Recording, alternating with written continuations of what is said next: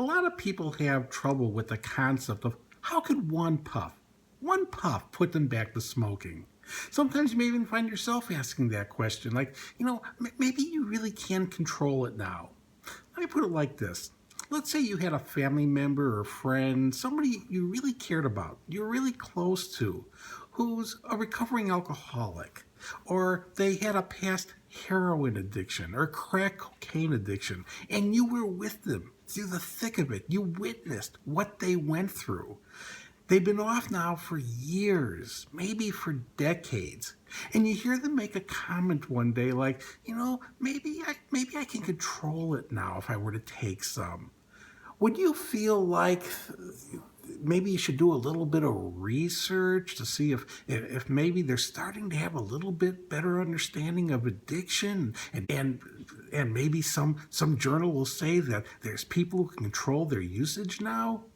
Or would you feel like the need to go through neurological journals to see if maybe there's some articles there about how they're on the cutting edge maybe of being able to understand things better? And maybe soon, maybe within a year or two, they'll be able to, treat people so they can control their usage? Is that the route you would go? I doubt it. If you were with these people, again, when they were in the thick of it, and you saw they were ruining their lives, they were ruining the lives of everybody around them, you would make a stand and say, don't do this. Are you crazy? Remember where you were? You tried to control it all those other times you couldn't. You'd realize that these people were putting their lives on the line. If they took it, they were going back to using. You just know that deep down. There's no difference between those drugs or cigarettes and nicotine. No difference. Well, there's one difference.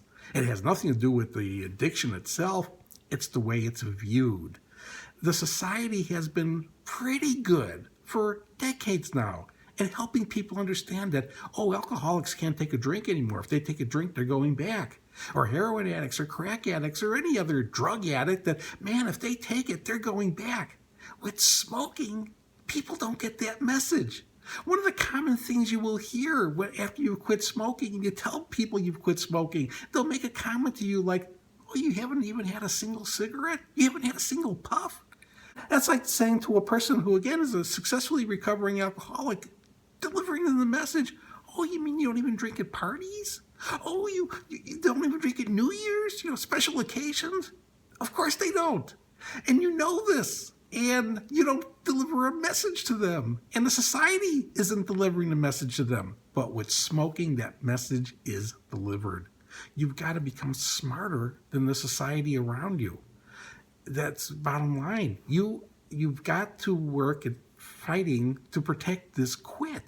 Because if you start to do this little mind game of maybe you're different now, maybe it's different now, maybe it's controllable now, you start going down that path of a mind game, you're going to likely lose this quit. And again, it's going back to where it was before. If you could have controlled it before, you would have. You wouldn't have quit. You would have smoked on some minimal level that made you happy. You couldn't do it. It's why you quit. And it's the memory of that that's going to help you be able to stay off. If you don't want to go back that road again of being a full-fledged active user who has minimal to no control over it, that you may never be able to gather the strength again to get off of it. And keep in mind what it is. It's an addiction that is lethal, that kills one out of two people who get hooked to it. If you don't want to be trapped into that lifestyle again and having to go through quitting again and possibly not making it again, the way to make this quit the last one you'll ever have to do is by now sticking to a personal commitment to never take another puff.